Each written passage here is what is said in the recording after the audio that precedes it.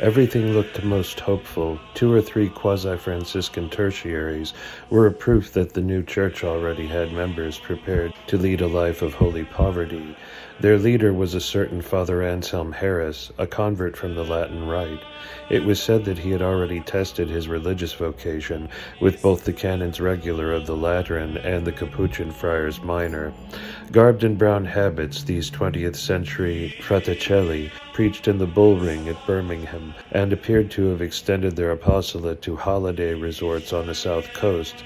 Monsignor Masterson, the new Roman Catholic Archbishop of Birmingham, grew alarmed and felt it his duty to issue a warning against proselytism by men who might be mistaken for the Capuchins from Olton. He gave orders that it was to be read in all churches of his diocese.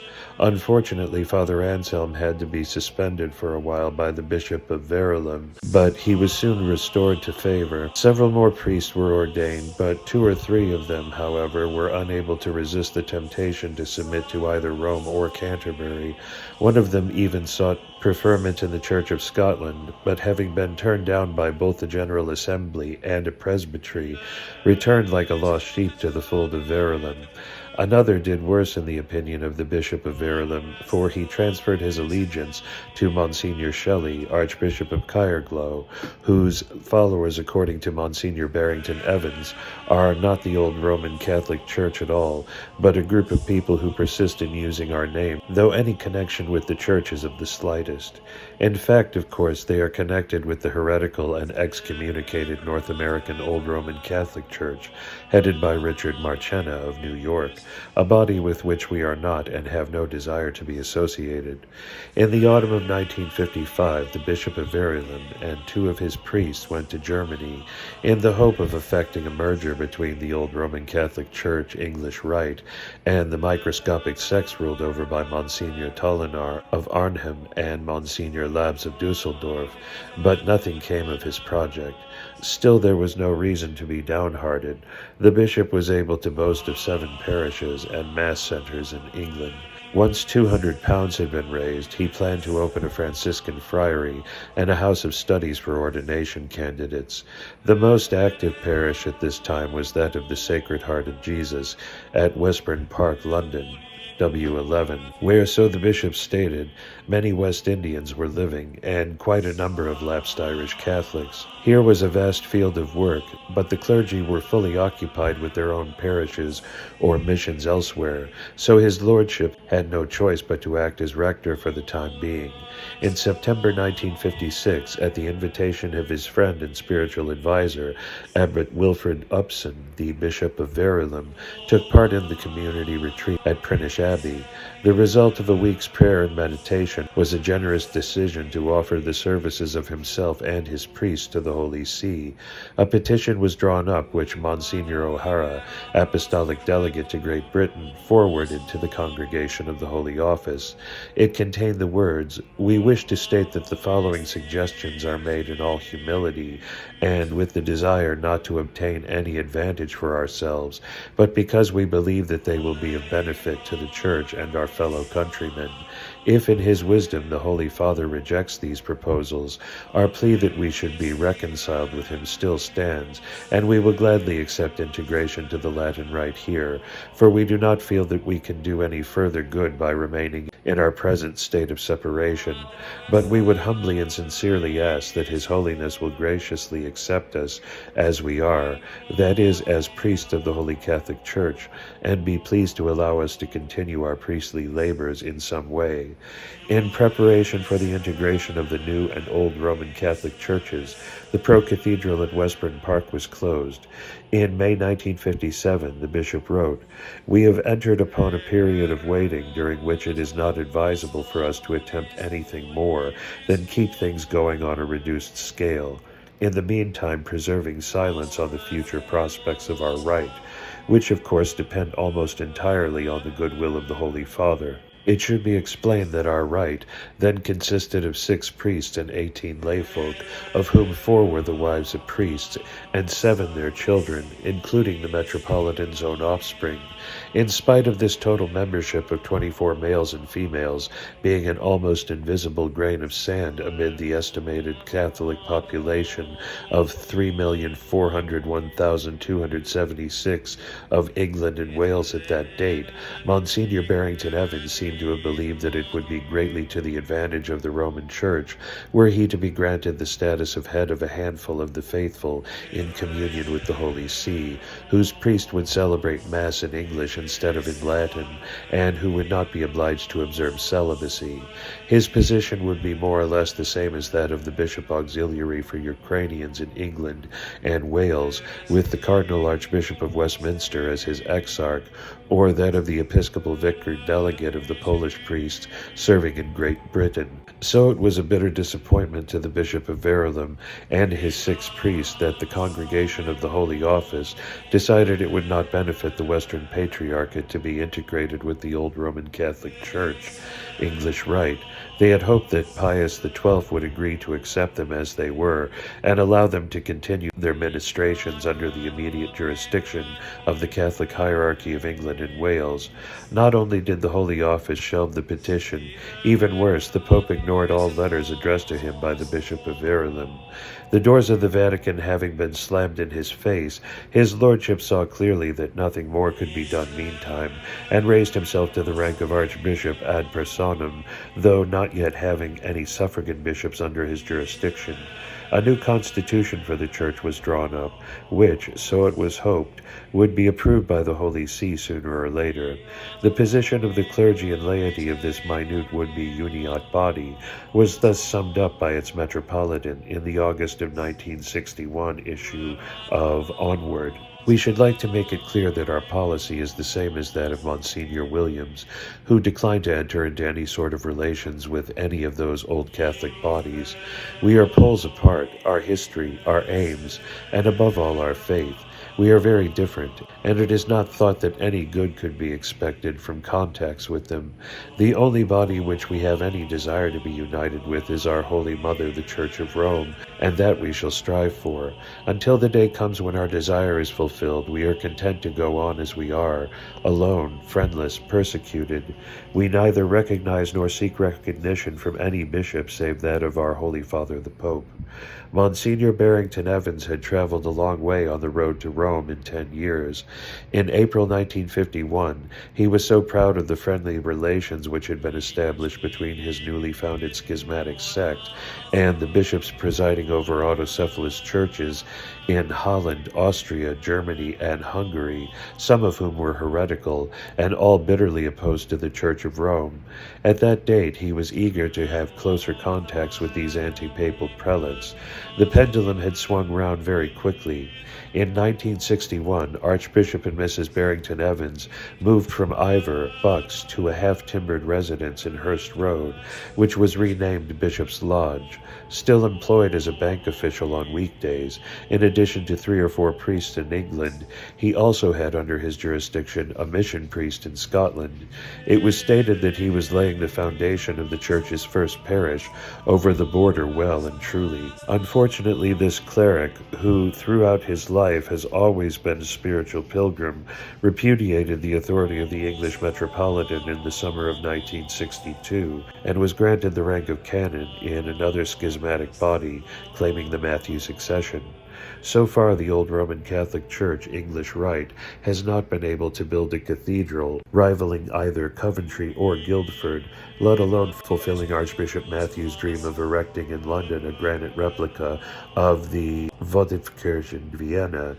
Its less than half a dozen places of worship are rooms in private houses, which, as is pointed out, whilst quite in accord with the practice of the early church, means that we are unable to advertise our services and invite all and sundry to them. The Archbishop's domestic chapel at St. Aidan at Twyford, Berks, has to make do as a pro-cathedral, and it is also the focus of a parish of Our Lady of Ransom in St. Andrew, which it is hoped to form at Reading sooner or later. In spite of the fact that this otherwise aggressively papalist autocephalous church has never enforced celibacy on its deacons, priests, and bishops, thus casting overboard the ruling of the Council of Trent in earlier legislation, it has not gained any adherents since its foundation in 1950, since today it has no more than half a dozen priests in Britain, and it is virtually unknown to the general public. Until fairly recently, its members seemed rather proud of their exclusive isolation.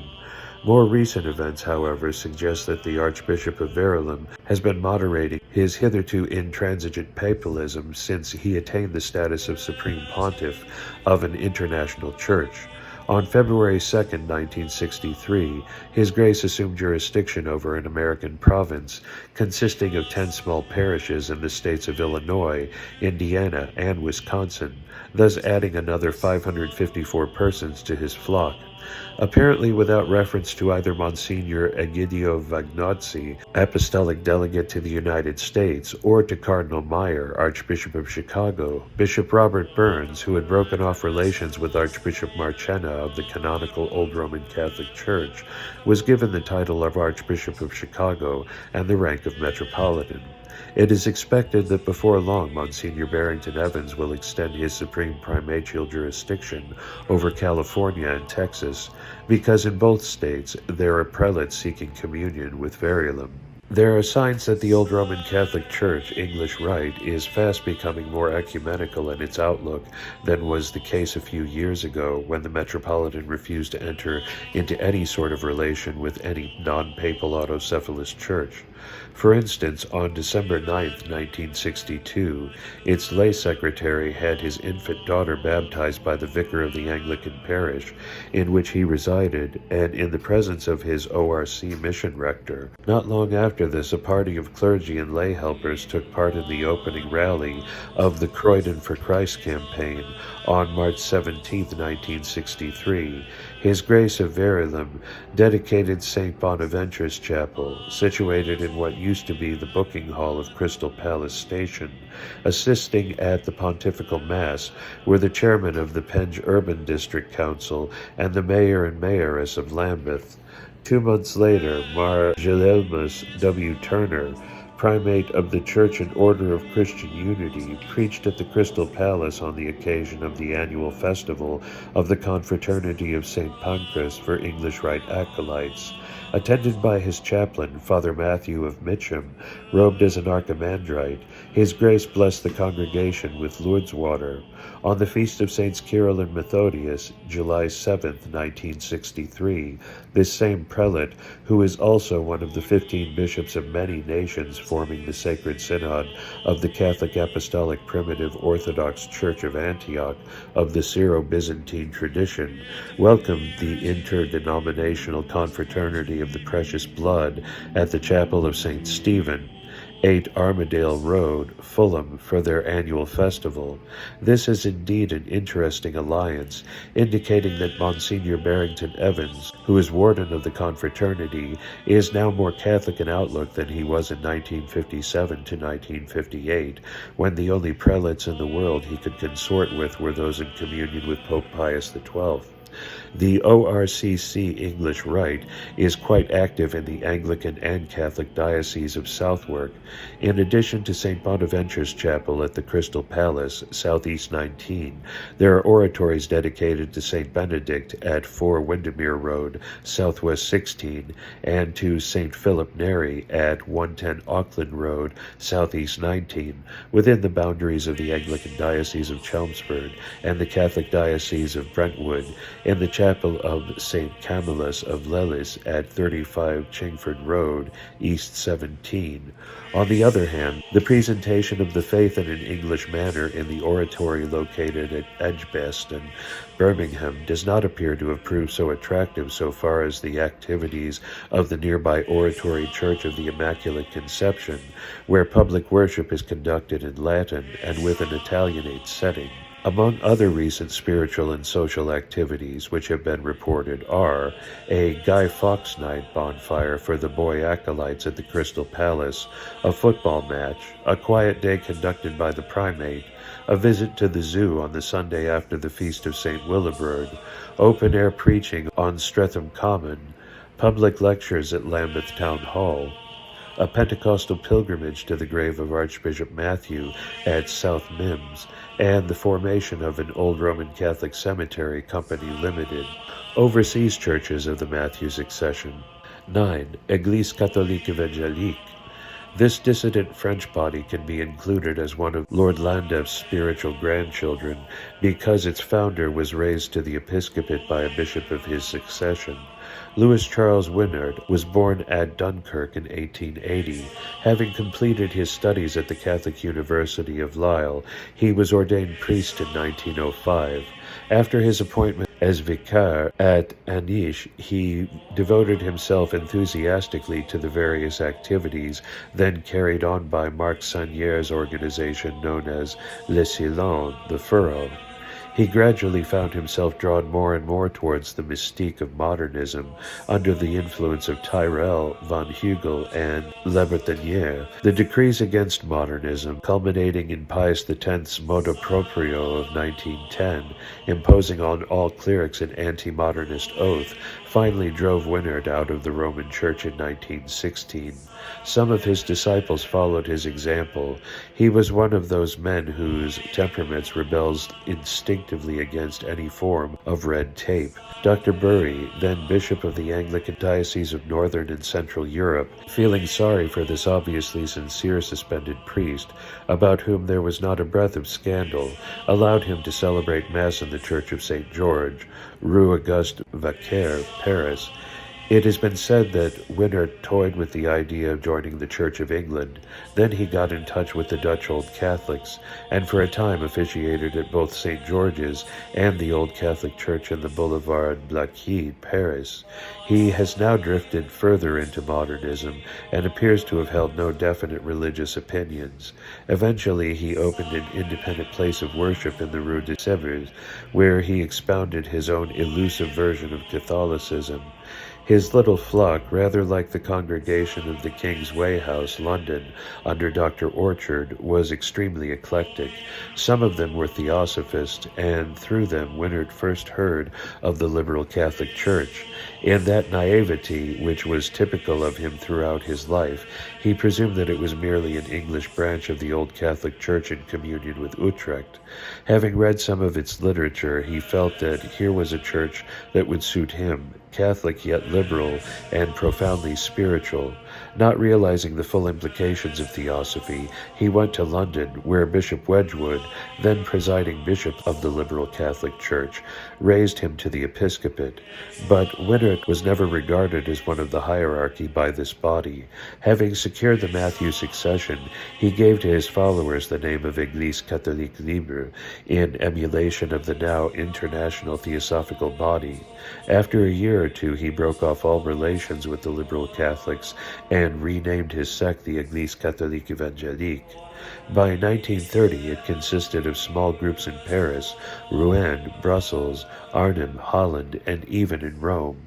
During the 1920s, this priest, who had broken from the unity of the Church, did his best to bring about reunion. At Pentecost, he used to organize interdenominational conferences.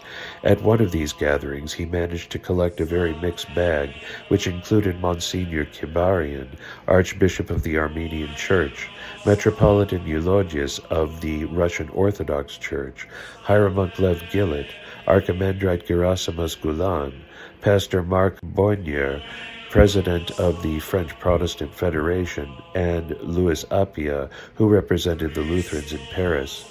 In some ways, Wynyard had much in common with Vernon Herford. He was another impractical visionary, full of admirable intentions for the benefit of mankind, believing, like Herford, that he had at last found the way to reunite all the broken fragments of Christendom. But he was not satisfied with his isolated status as the head of a small French schismatic body in communion with none of the historic churches. 15 years after he had ceased to be a priest of the Latin Rite, he consulted the Metropolitan Evlogius Georgievsky about the possibilities of being received into the Orthodox Church. Approaches were made on his behalf to the ecumenical patriarch, who, after a long delay, replied to the effect that Winnert and his flock could be received into orthodoxy only on the acceptance of the Byzantine Rite and the Julian calendar. Like Overbeck in the 1870s, Winnert felt that it was possible to become Eastern without ceasing to be Western. He wanted to join the Eastern Church and, at the same time, revive the Western. Unwilling to accept the conditions imposed, he appealed to the Metropolitan Sergius Stragorodsky, the locum tenens of the Patriarchate of Moscow, who proved more understanding. It almost looked as if Overbeck's dream of a Western Orthodox Catholic Church was going to materialize after nearly 70 years. By a decree of June 16, 1936, the Metropolitan Sergius agreed to admit the Église catholique évangélique into communion with the Patriarchate of Moscow, but Winnert's episcopate was not accepted, not because of its doubtful validity, but because of his naivety, which had led him to take a wife after ordination.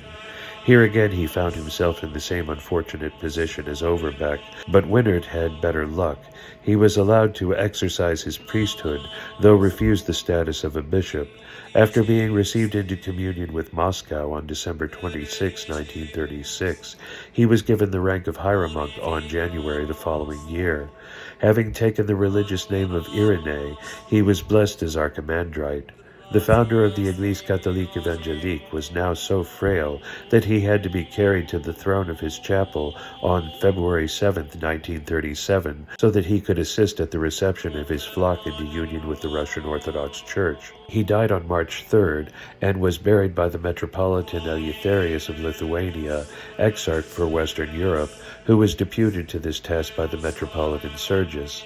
While he was still head of his little schismatic body, Winnert consecrated 2 bishops for the National Church of Czechoslovakia, Dr. Proharska, Patriarch-elect, and Dr. Stekal, Bishop of Olomouc, and Secretary of the Czech National Synod. Hitherto, this national church had been Presbyterian in polity and methods of ordination. Winnert insisted that both bishops should ordain on episcopal lines, but public opinion proved too strong. Before long, they had to revert to the custom of the laity joining in the laying on of hands. Lucien Chambald succeeded Winnert as administrator of this curious autocephalous church, eventually linked up with the Patriarchate of Moscow. By this time it consisted of 3 groups in Paris. In one of them the Roman Rite was celebrated in French with certain modifications. In another, a revised form of the liturgy of the Église catholique évangélique. There was a third group following the Oriental Rite, for Chambald's ideals were more Eastern than Western. He had studied monastic life in Paris under the Archimandrite Athanasius, and eventually he founded a small quasi-Benedictine monastery at 26 Rue de l'Arry, Paris, 15E, dedicated to Saint Denis and Saint Seraphim of Sarov. Taking the religious name of Denis, he made his monastic profession on March 5, 1944. For some reason or other, this hybrid form of monasticism made little appeal to young Frenchmen. For several years, the community consisted of 2 monks, Père Denis, whose charismatic gifts as a healer were long sought after, and an Englishman who eventually found his way into communion with Moscow after 2 interludes with Canterbury and 1 with Rome. The latter has since joined a small community of Russian monks in France, and at the time of writing, the former leads a more or less solitary life in the Parisian Kathismata. Loosely associated with Winnert's church after 1947 was a quasi-Benedictine brotherhood on the Isle of Jersey, whose founder, Frere Timothy, had 2 or 3 young men living with him on his own property, where he fitted up one of the rooms as a private oratory. He had been professed as a monk and ordained priest at the Paris monastery. He was drowned in 1957, and this was the end of what was always a somewhat unconventional fraternity.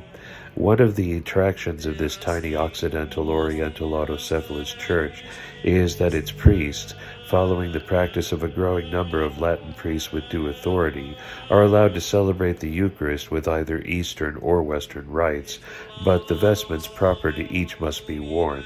This French schismatic church does not appear to have progressed much since it was linked up with the Patriarchate of Moscow in 1937.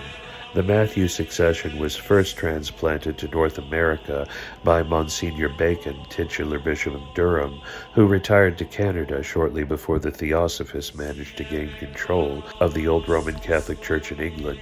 On December 2, 1914, without the knowledge of Archbishop Matthew, whose jurisdiction he had repudiated, he consecrated Thomas J. Bensley.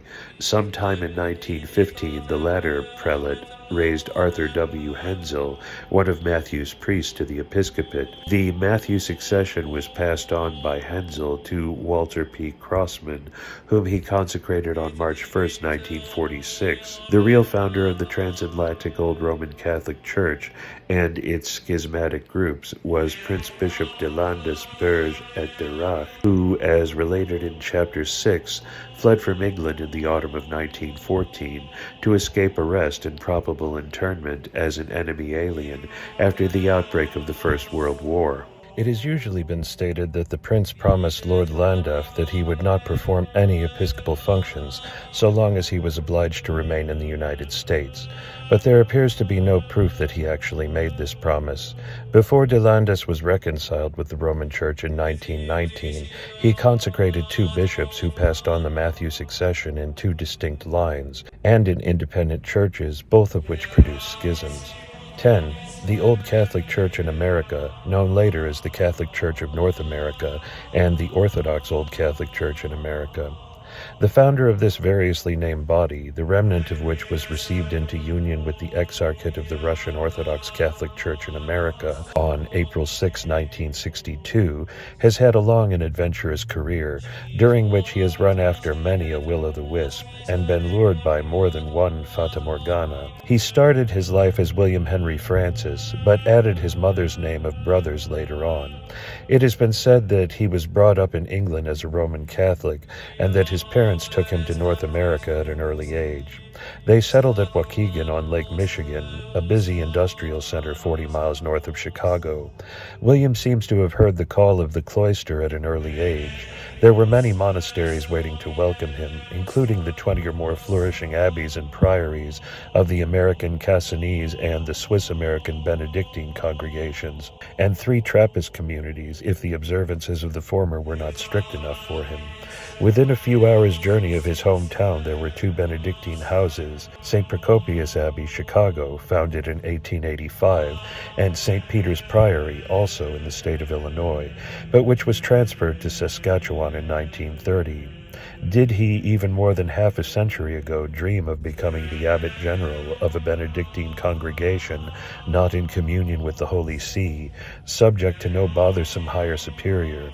Had he been prepared to become an Anglican monk, he could have thrown in his lot with Dom Alred Carlyle, Lord Abbot of Painsthorpe, who in the late autumn of 1904 arrived in the Middle West of the United States with a view to the foundation of a Benedictine community in Wisconsin. During this 6 weeks tour, when the abbot and his companion stopped at 27 places, they got widespread publicity. Their shaven heads, tonsures, and romantic black and white monastic motley were a splendid advertisement for the strictly enclosed and purely contemplative life. It is probable that they passed through Waukegan on their way from Chicago to Fond du Lac by way of Milwaukee. With the permission of Dr. McLagan, Archbishop of New York, Bishop Grafton ordained the abbot deacon on November 12, 1904, and 3 days later raised him to the priesthood at Ripon, Wisconsin. On his return to England, in the canonical state of a clergyman in colonial orders, Abbot Allred's vision of an American foundation grew brighter. He saw every possibility of 2 or 3 postulants arriving at his Yorkshire abbey to be trained in the purely contemplative life. A few aspirants from the USA did find their way to Painsthorpe, but none of them persevered, and William H. F. Brothers was not among them. He had already decided to form his own community at Waukegan, and the influence stemmed mainly from Dom Augustin de Angelis, at one time a Benedictine monk of the Cassinese congregation of the Primitive Observance, who had thrown off the yoke of Rome, and who was a close friend of the Old Catholic Monsignor J. F. Tichy, of whom more later on. None of the original members of this brotherhood established in 1908 were Protestant Episcopalians, save a brother Cyril. The founder took the religious name of Francis and acted as prior. As indicated by a photograph, he clothed the brethren in the black and white Cistercian habit adopted by Elred Carlisle for his community in 1899. Towards the end of the same year, the Waukegan fraternity received into its fold the Reverend Herbert Parrish. This Episcopalian clergyman had developed monastic ideals after he became rector of the Church of the Advent, San Francisco, in 1898. Having tested his vocation with the Companions of the Holy Savior at Philadelphia, he founded in 1906 a brotherhood on Benedictine lines with the blessing of Bishop Grafton. This more or less ruled out Abbot Allred Carlisle's projected American foundation, about which the latter had quite forgotten. The amalgamated brotherhood, consisting of 5 members, moved from Waukegan to Fond du Lac in 1909, where Bishop Grafton gave them a large ramshackle building as a home, which was renamed St. Dunstan's Abbey. Sometime after this, he had his Old Catholic community legally incorporated as the American Congregation of the Order of St. Benedict. Father Parrish soon realized he had no vocation for this sort of Benedictine life, left Fond du Lac, and eventually became a very broad church pastor in New Jersey. Bishop Grafton appointed himself non-resident abbot of the community, and Dom Francis continued as prior. Ever since Anthony Stanislas Kozlowski, who was an assistant priest at St. Jadwiga's Polish Roman Catholic Church in Chicago, had formed a schismatic congregation in January 1895. Bishop Grafton had been trying to achieve intercommunion between the Protestant Episcopal Church and the widely scattered groups of Polish Old Catholics in the United States. On November 13, 1897, Kozlowski was raised to the episcopate at Bern by Bishop Herzog, with Archbishop Gould of Utrecht and Bishop Weber of Bonn as co-consecrators. On his return to North America, he was welcomed at Fond du Lac and made much of by its bishop. Kozlowski called his loosely organized flock the Polish Old Catholic Church. In 1904, he attended the Old Catholic Synod at Alton, Switzerland, accompanied by a priest named Jan Francis Tichy, where the latter was nominated his vicar general, apparently with the full approval of Monsignor Gould, Archbishop of Utrecht. Sometime after this, Kozlowski introduced Tichy as bishop at the annual Old Catholic Convention in Chicago. The former's death on January 14, 1907, upset Grafton's hopes of an eventual union between the Episcopalians and the Polish Old Catholics, because most of the latter, starting with those in the Chicago area, decided to link up with the congregations of the Polish National Catholic Church, of which Francis Hoder was elected the first bishop on August 7th that same year. The Old Catholic hierarchy in Europe did not see their way to confirm Tichy as Kozlowski's successor. And on September 29th, in St. Gertrude's Church, Utrecht, Hoder was raised to the episcopate by Monsignor Gould, assisted by the bishops of Haarlem and Deventer. Monsignor Tichy now found himself the lonely leader of a small group of Polish Old Catholics who had not accepted Bishop Hoder's authority, and he was still supported by Bishop Grafton. It has been stated that Grafton sent several men to Tichy for ordination to the priesthood, that Bishop Weller, Grafton's coadjutor and processor, knew of this because he too was a friend of Tichy. The result was that on October 3, 1911, the American Congregation of the Order of St. Benedict at Fond du Lac was formally received into union with Tichy's group of Old Catholics.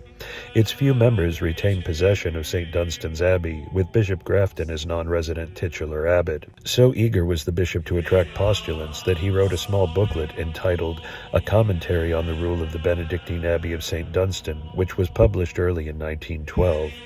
On July July 24th, 1912, Abbot Allred Carlisle, having heard from Prior Francis that the bishop was recovering from a long illness, wrote to find out if it would be possible to have two of his senior monks, Dom Samson and Brother Wilfrid, ordained for community purposes in the chapel of St. Dunstan's Abbey, subject to the approval of Dr. Davidson, Archbishop of Canterbury. Grafton replied on August 5th, saying that his heart had been gladdened by the news that the Caldi Benedictines had resisted the temptation to go over to Rome the previous Easter, and went on to say, "Our little monastery of St. Dunstan is the baby monastery of Christendom. We have been blessed financially. I have been able to have the monastery well fitted up and with a beautiful chapel to the order, which I have had incorporated. Spiritually, we have had many trials, as is usual in new beginnings. For 5 months, I have been confined to my house and under the care of professional nurses. It has been a long and painful illness, and prevented me paying my half-weekly visits to the monastery, as I had begun to do.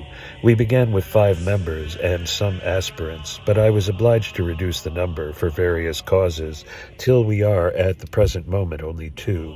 Our great Father Benedict's work was tested in the same way. If the work is of God, as I believe it is, it will in time grow. I have no fear of it. I only earnestly pray that in time to come the abbey may be known as the Holy Abbey of St. Dunstan."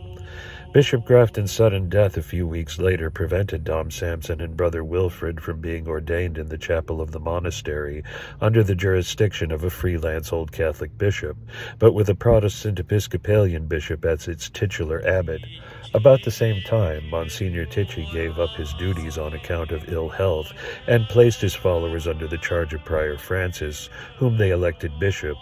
Tichy remains an elusive figure, whose history has never been cleared up so far as can be discovered. Monsignor Rinkel, appointed Old Catholic Archbishop of Utrecht in 1937, must have forgotten or been ignorant of the 1904, 1905, and 1907 reports of the Anglican and Foreign Churches Society, which all contain brief references to Bishop Tichy when he wrote, "Never was this man known to us, never was he acknowledged as a bishop by us, nor, this is not the least, was he appointed to some mission by Monsignor Goul, the predecessor of my predecessor. We know nothing of these Benedictine monks professing Old Catholic principles." Due to the constant interference of the Protestant Episcopalian clergy, who disapproved of this Old Catholic community in their midst, Prior Francis decided to transfer the American congregation of the Order of St. Benedict to Waukegan, where he acquired a house named St. Dunstan's Abbey. He had now assumed the rank of abbot and wanted to be ordained priest, being the bishop-elect of a remnant of Kozlowski's Polish Old Catholic Church. Unable to find any other prelate to oblige, he emulated Father Ignatius of Lanthony and availed himself of the service of Archbishop Vallot. After the ordination in Chicago, Mar Timotheus and Abbot Francis soon parted company, which is not surprising. Not being prepared to join Bishop Hoder's Polish National Catholic Church, which issued a somewhat heterodox confession of faith in 1913, and being unrecognized by the Old Catholics in Europe, Abbot Francis hardly knew what to do, and he had to wait nearly 3 years before he found a bishop prepared to consecrate him. This was the Prince de Landes Berge et Larac, who eventually took up his residence at St. Dunstan's Abbey, Waukegan. It was in its chapel on October 3, 1916, that he raised Abbot Francis to the episcopate. The following day, the new prelate assisted de Landes at the reconsecration sub conditione of Cardinal Henry Carfora. It can be understood that Vallot resented the formation of a rival schismatic body in North America. He had been keeping an eye on Carfora, whom he had described in the May 1915 issue of the American Catholic as an Italian ex-Roman priest who is masquerading as one of our bishops. His alleged consecrator denies having ever consecrated this man Carfora bishop. Some of the Episcopalian periodicals, remembering the Old Catholic Bishop Abbot's previous associations with the Diocese of Fond du Lac, were even more indignant. One of their editors issued the following warning: "Caution is suggested with a man styling himself as Bishop Gregorius, otherwise Dom Francis, or Reverend Willie Brothers, who claims to be a bishop consecrated by Archbishop Vilat and the Armenian Archbishop Serapion. Archbishop Vilat states that he ordained Brothers a priest and afterwards deposed him for a cause. There is likewise a man in our country just now styling himself Prince de Landis-Berge et Larac, Old Catholic Bishop.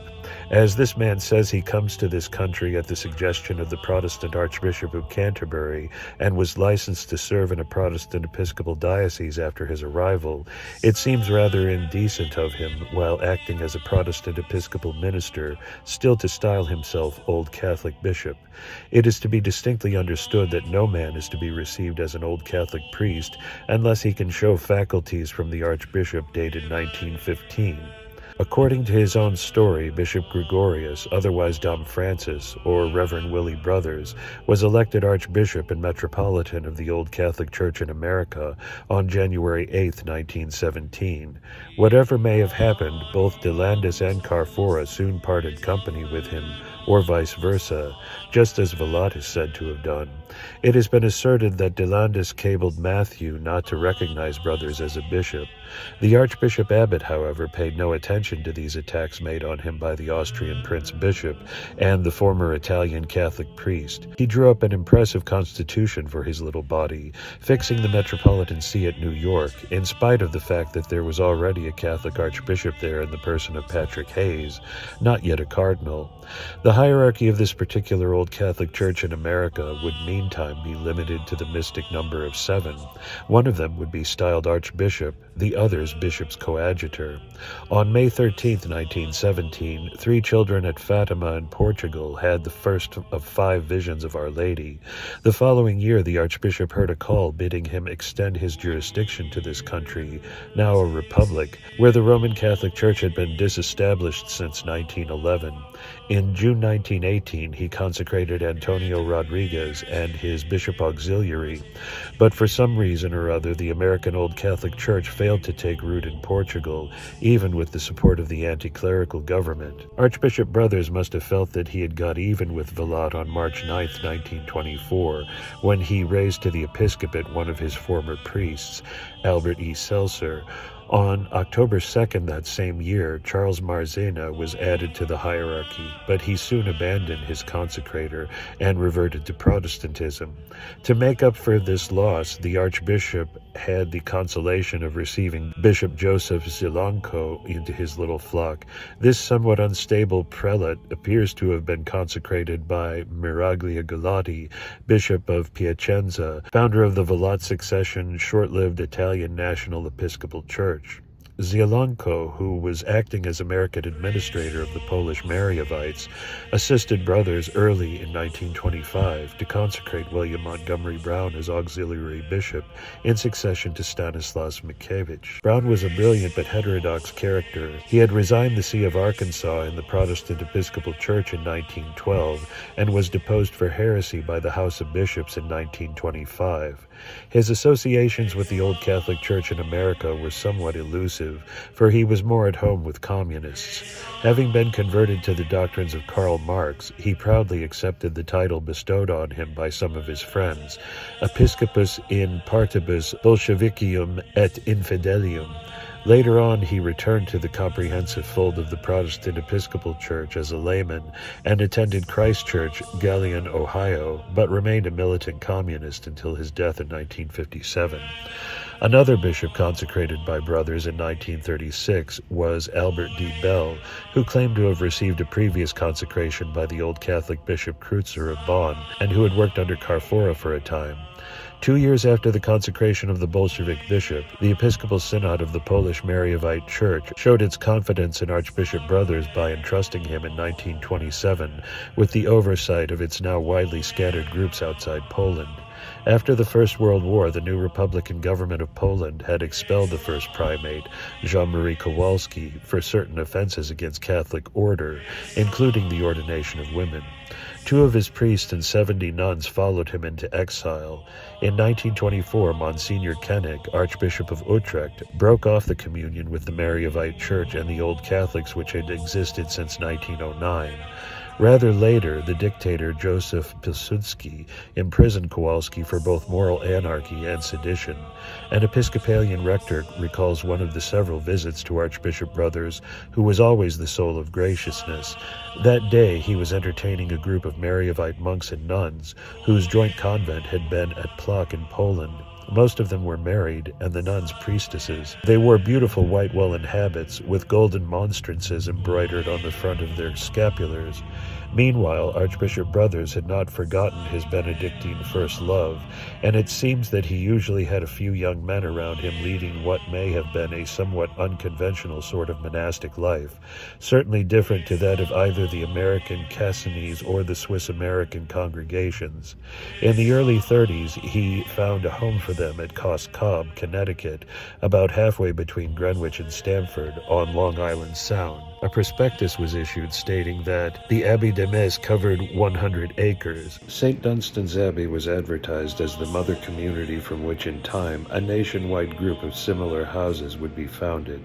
The teaching given to the postulants and novices suggested theosophical influence, with references to the great teachers of mankind, and the assertion that God has revealed himself progressively to the world through the ages in all religions.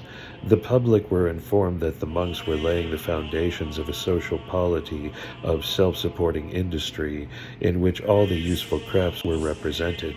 For the moment, however, the plan was still in its infancy, but the Archbishop Metropolitan Abbot felt able to write that before long the industrial arts will be practiced and developed, science will be taught and applied, and tools for the training of students in all useful learning, as well as the fine arts, will be progressively established and coordinated in the Benedictine Renaissance, which is the ideal of the Brotherhood. An Episcopalian clergyman who visited Cos Cob Abbey on several occasions recalls that the community usually consisted of the Archbishop Abbot, his wife, and one lay brother, for it should be explained that brothers, perhaps because of the abolition of clerical celibacy in all the European Old Catholic churches after 1922, when Holland fell into line with Germany and Switzerland, appear to have had no scruples about taking a wife.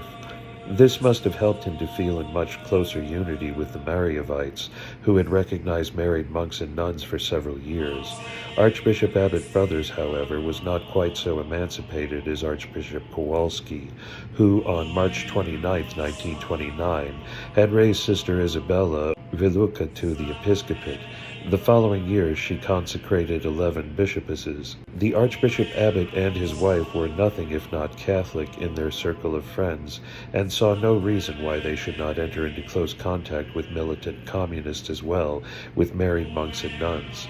Having linked up his old Catholic Church in America with the Mariavites in Poland, he managed to unite it with the so-called Soviet Living Church, which had been set up in North America by Bishop John Kedrovsky, who claimed to be the official religious representative of the USSR in the United States.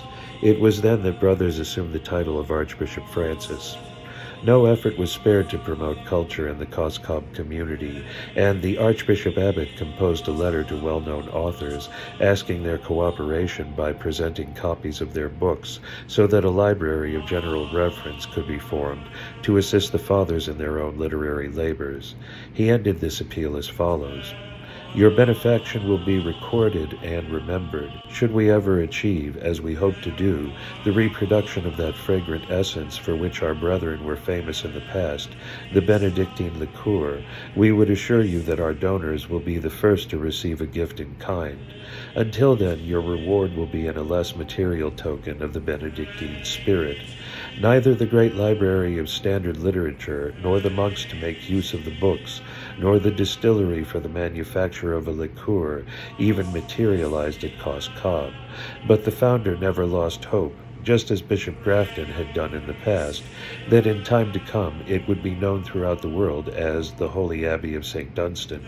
On September 18, 1932, he issued a statement in which he explained that he and his followers, now legally incorporated as the Catholic Church of North America and resisting the papal claims to infallibility, had come to the conclusion that truth is progressive and that accepted truth must be liable to re-verification and and reinterpretation in course of time.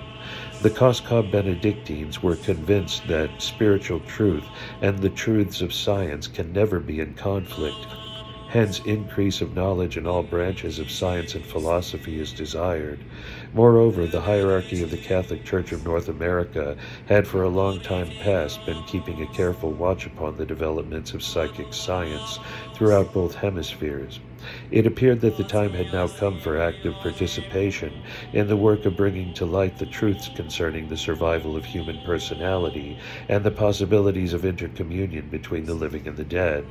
The hierarchy, which at that date had been reduced to 2 members, had been greatly impressed by the work and writings of the distinguished English ecclesiastical author and architect Frederick Bligh Bond, Friba, who from 1908 to 1921 had been director of excavations at Glastonbury Abbey, and who was the first to apply psychical methods to archaeological work.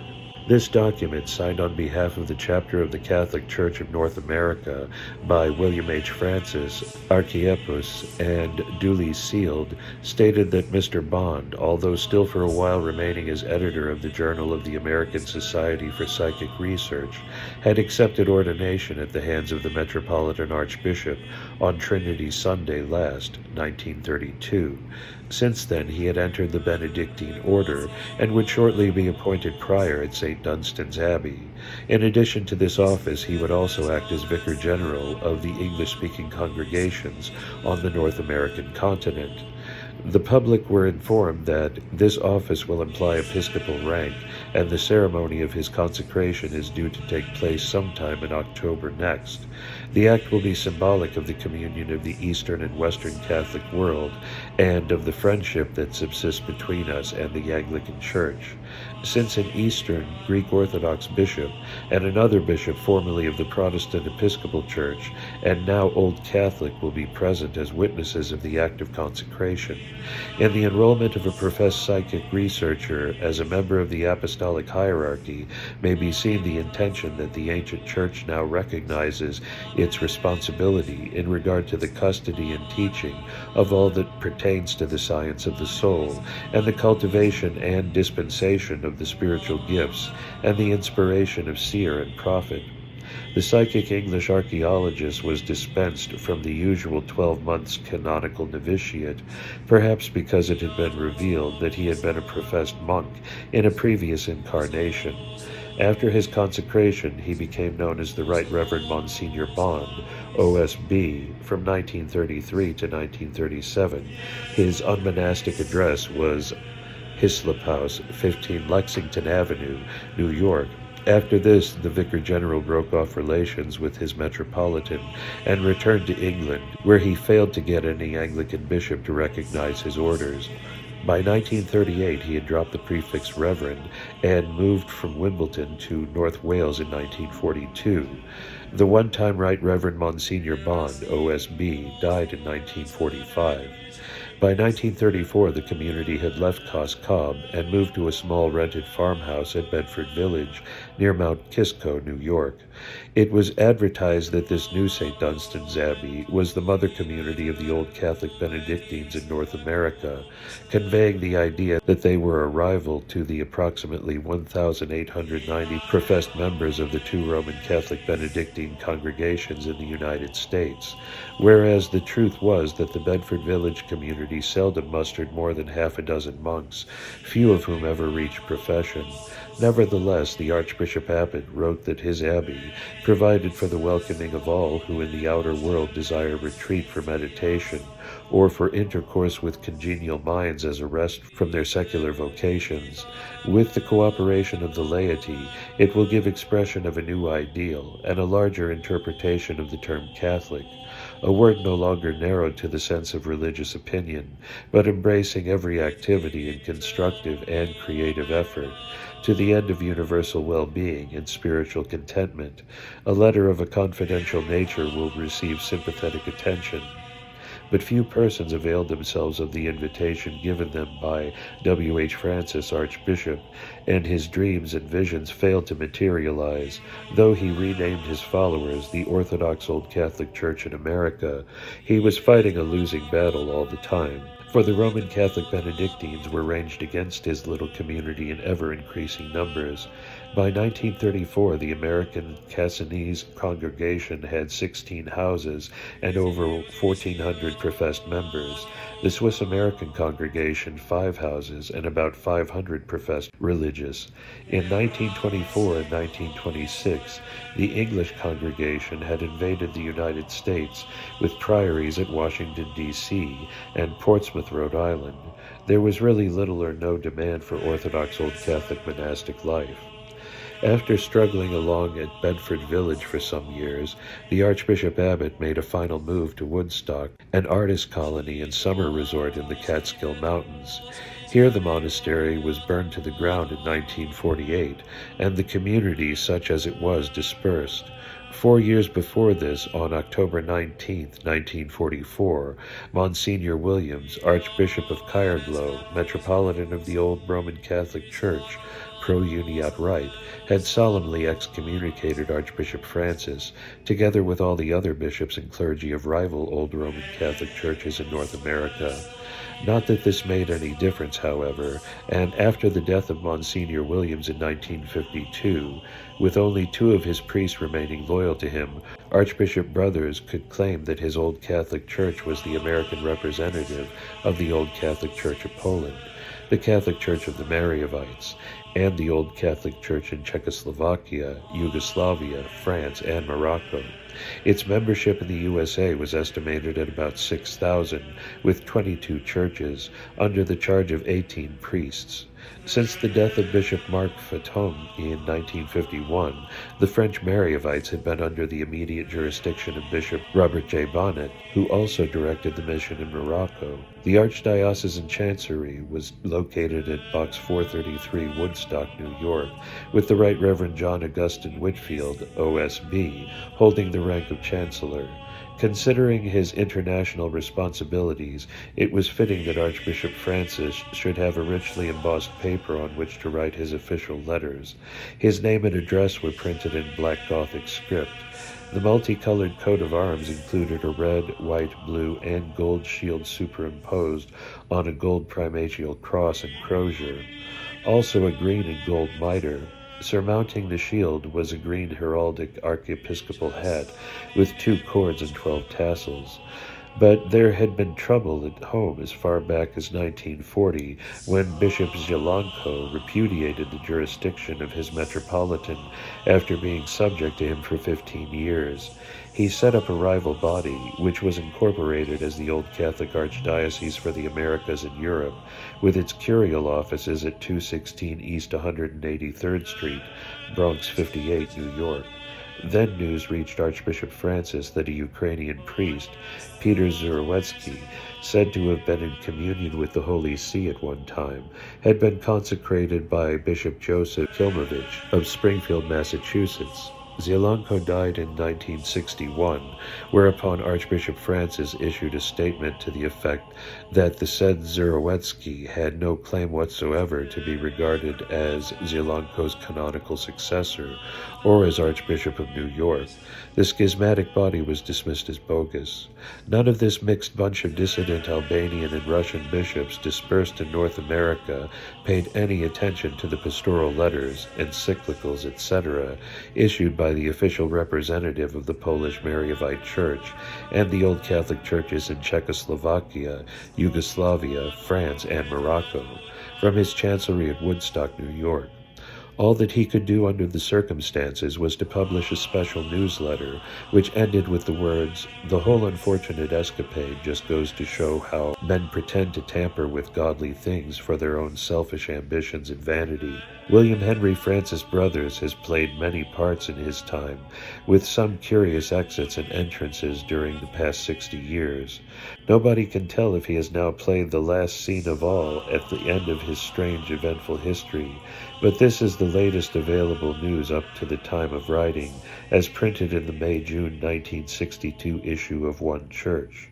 A new chapter in Orthodox history has been written by the inauguration of Western Rite parishes with the Exarchate of the Russian Orthodox Catholic Church in America. On the 21st of March 1962, a petition from the clergy of the Old Catholic Church in America, a formerly independent religious body, was received by Bishop Dositheus for unity with the Orthodox Church, and on April 6, the first contingent of these clerics, including their superior, Right Reverend William H. Francis, received chrismation, followed by ordination. Others of the group include Hieromonk Augustine Whitfield, Father Stephen Marion, and Deacon James Hroblak. At the midnight liturgy on Pascha, the new clergy can celebrate it in St. Nicholas Cathedral, New York, with our bishop. It is hoped that a Western Rite parish can soon be established in New York City, ministered by some of the new priests. Meanwhile, some of them are assigned to the cathedral staff. Father Francis has returned to his parish in Woodstock, New York. Having enjoyed the status of Archbishop and Metropolitan for nearly 46 years, WHF Brothers had no alternative but to accept reordination to secure union with this group of Russian Orthodox in North America, whose acting exarch, Bishop Dositheus Ivanchenko, granted him the rank of mitred archpriest. He still has around him at Woodstock, New York, a few monks, whose habit is now dark gray, similar to that of the Roman Catholic Benedictines at Mount St. Saviour's Monastery, Elmira, New York. 11. North American Old Roman Catholic Church, Old Catholic Church in North America, and other bodies in the United States claiming the Matthew succession. This section overlaps the previous one, as well as the pages telling the complex history of the churches of the Velat succession in North America. Again and again the same characters meet, often disagreeing, and, if they are prelates, invariably excommunicating each other. In these three sections, some of the earlier events happened between the gaudy and chaotic periods between the two world wars. As Isabel Leighton expresses it, the United States of the 20s and 30s appears, in retrospect, as a strange, uncharted, and enchanted land. So many of the personalities and events that challenged our imagination during that time now seem almost to have been part of a spell, hectic, frenzied, not always beneficial, cast over the entire country. We seem to have fluctuated between headaches, sometimes induced by prohibition, more frequently by the fevered pace of the times. During these throbbing years, we searched in vain for a cure-all, coming no closer to it than the aspirin bottle. Archbishops Lloyd, Brothers, Carfora, and most of the bishops they consecrated were typical of that strange and almost somnambulistic time when America was much younger in spirit than it ever can be again. Years of high tragedy and low comedy, of truth and delusion, of complacency and hysteria. Sacco and Vanzetti died in this period, and so did Prohibition. As related already, it was on the feast of St. Francis of Assisi, October 4th, 1916, that the Prince Bishop de Landesberg et Dirac consecrated Cardinal Henry Carfora, assisted by Bishop Abbot Francis Brothers. The imposing Latin Instrumentum Consecrationis stated that Carfora was a priest of the Old Roman Catholic Church of America, that he had been elected bishop by the Episcopal Synod of this church, and that the Pontificale Romanum had been used, and that he had been given the title of Archbishop of Canada. The ceremony took place in the chapel of St. Dunstan's Abbey, Waukegan, Illinois, where De Landis was then living. Carfora was born in Italy and claimed to be a doctor of philosophy of the University of Naples and also a doctor of theology of the Theological Institute in the same city. Having been ordained priest, he was sent to North America for mission work among Italian immigrants. It seems that he became unpopular with his bishop and was reprimanded by Monsignor Falconio, who was apostolic delegate to the United States between 1902 and 1911. Sometime after this, Carfora broke away from the jurisdiction of the Holy See and opened an independent Old Catholic mission for his Italian flock in West Virginia. Later on, he formed at least 3 schismatic parishes.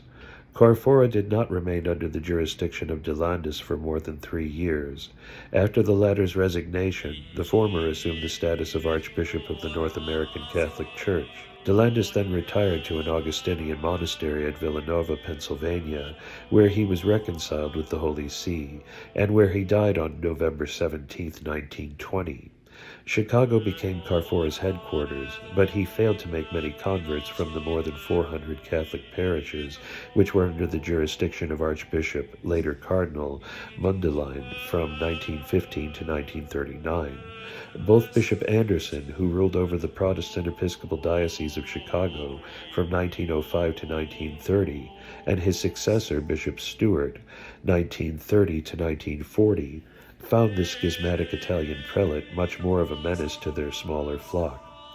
Carfora's followers consisted of widely scattered groups of quasi-Old Catholics, mainly Italians, Poles, Lithuanians, together with some lapsed Episcopalians and Roman Catholics of British origin. There was virtually no unity between them, other than their opposition to the papacy. It would have needed a St. Charles Borromeo or a St. Francis de Sales to keep the peace between these wrangling factions. Carfora lacked the virtues of these two archbishops, whatever his qualifications in other directions, above all his remarkable gift for deposing bishops he had consecrated. For instance, Roman W. Sloczynski, who was raised to the episcopate on May 30, 1921, was later deposed, restored again, and deposed again within 5 years. This must surely be a record. On June that same year, Carfora consecrated Samuel Derlin Benedict, but he had to be deposed on January 24, 1927. The next man to be raised to the episcopate was an ex-Episcopalian, Edwin Wallace Hunter, who, on February 11, 1924, became Legionary Bishop for the United States and Canada. But he got bored playing second fiddle, and in 1929 assumed the title of Archbishop in a new sect, which he called the Holy Catholic Church of the Apostles, in the Diocese of Louisiana. This body faded out after the death of its founder in 1942. Prohibition had been enforced in the United States on January 16, 1920, resulting in rum ships prowling off the coasts, illicit breweries and distilleries, bootleggers and speakeasies, the corruption of police and judiciary, hijackers and their machine guns, the multimillionaire booze barons, the national breakdown of morals and manners, and all the rest of the long train of evils that sprang from the 18th Amendment. Carfora gave himself the title and style of Most Illustrious Lord, the Supreme Primate of the North American Old Roman Catholic Church. A general constitution and bylaws was drawn up in 1923, in which it was stated that the Supreme Primate is recognized as the spiritual head of the Church. All doctrinal laws or new articles of faith shall be considered final when he speaks ex cathedra. He shall have full and exclusive jurisdiction over the whole Church in all matters ecclesiastical, civil, and temporal.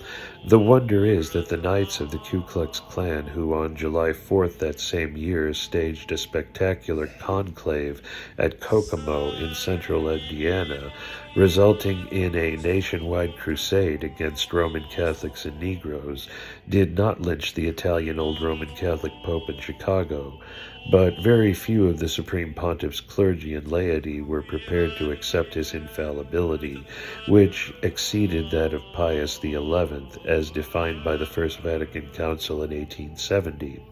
It was hardly to be expected that a self-appointed infallible pontiff would be satisfied with his body being linked up with the Vilat Lloyd American Catholic Church, which took place at a conference in Chicago in August 1925, when it was agreed to adopt a joint title of the Holy Catholic Church in America.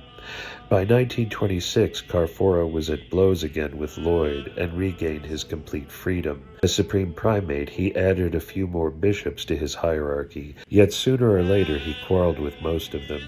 There was, for instance, Charles Alphonse Blanchard, who was raised to the episcopate as Bishop of Portland on September 21, 1926.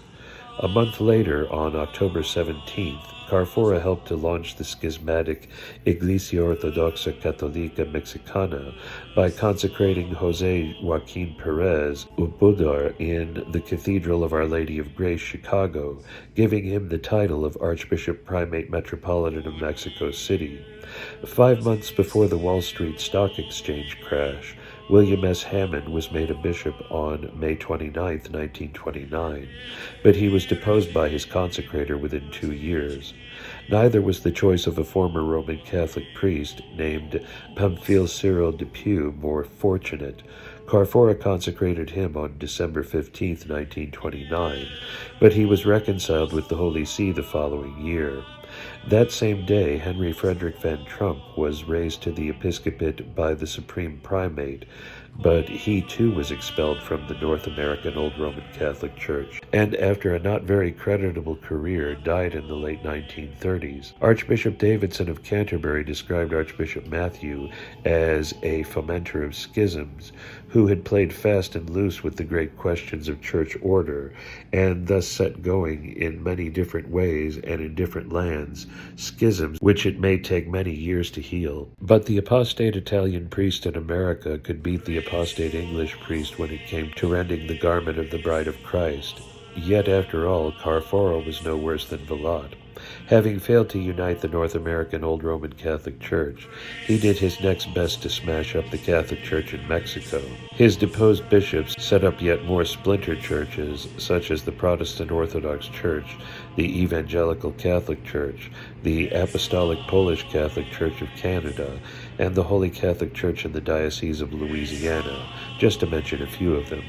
On March 19, 1931, when Father Goughlin, a Roman Catholic priest at Royal Oak, Michigan, was becoming notorious all over North America as a radio speaker, attacking communism and raking in thousands of dollars for his Shrine of the Little Flower, maintaining that economics must transcend denominationalism, Carfora sponsored yet another schismatic body. That day he consecrated James Christian Crummy, who had organized what was known as the Universal Episcopal Communion. Its aim was to reform and bring into order the scattered sects in North America and in other continents, all claiming to be Old Catholic. Crummy, like Coughlin, soared above denominations, but he did not denounce communists or manage to obtain the support of Protestants and Jews. His interests were narrower. He visualized merely the formation of a conciliar body of bishops, and he got as far as creating a species of episcopal council, to which he gave the name of the Universal Christian Communion. He hoped that it would link up the now numerous small independent Old Catholic bodies in the United States and in other countries.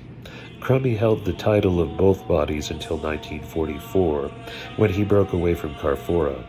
The corporate headquarters for the Universal Episcopal Communion and the Universal Christian Communion were at St. Willibrord Old Catholic Church House, 6955 South Perry Avenue, Chicago 21, where the founder went on dreaming that the day might not be far off when all would be one. He had two bishops associated with his movement, Mather W. Sherwood, consecrated with him by Carfora in 1931, and Murray L. Bennett, whom he raised to the episcopate on May 11, 1941. After Crummy's death in 1949, his two organizations collapsed. From his bungalow on the Cotswolds in England, the papalist-minded Monsignor Williams, Archbishop of Caerglow, looked with ever-increasing alarm at Carfora's irresponsible behavior across the Atlantic. In the early 1940s, he wrote to the Reverend H.R.T. Brandreth, Carfora appears to have consecrated a multitude of strange people, so many, so strange, that a few years ago I refused to have anything more to do with any of them. In another letter to the same Anglican correspondent, he had explained what had hitherto been his policy in regard to the North American Old Roman Catholic Church, saying, "It is true that Carfora was recognized by Bacon when the latter was acting for me in my sickness, but I do not wish to take shelter behind Bacon. I also thought it the best course, because I had some hope of exercising a restraining influence over Carfora. I continued to recognize Carfora until Bacon resigned in October 1920.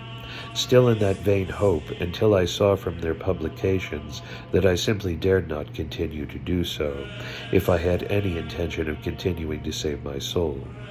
Among Carfora's multitude of bishops and priests were Ukrainians, Poles, Lithuanians, West Indian Negroes, mulattoes, ex-Roman Catholic priests, lapsed Episcopalian pastors, several Mexicans, and other men whose past history did not always bear close examination. Yet nobody could say that his church was not Catholic, for it was largely made up of the flotsam and jetsam of the ecclesiastical underworld of North America, and offered a refuge for almost any cleric of any denomination who was homeless. The state of affairs reached by the early 1940s has been summed up as follows. In North America for many decades, the picture presented of the old Roman Catholic Church has been one of the greatest possible confusion. The confusion existed because of the many who used the name to achieve in many instances improper gains to further their own venial ambitions. From the very first, the Church began its existence in a state of formal schism, a state which was permitted to exist for nearly 50 years. Carfora was growing old, but his energy when it came to ordaining priests and consecrating bishops was unquenched. Hubert Augustine Rogers, a West Indian Negro, originally a bishop in a section of the African Orthodox Church, Vilat succession, to whom Carfora had given conditional reconsecration on July 30th, 1942, and appointed Archbishop of New York, possibly to show that he was quite indifferent to Archbishop Spellman's jurisdiction, became his coadjutor with right of succession.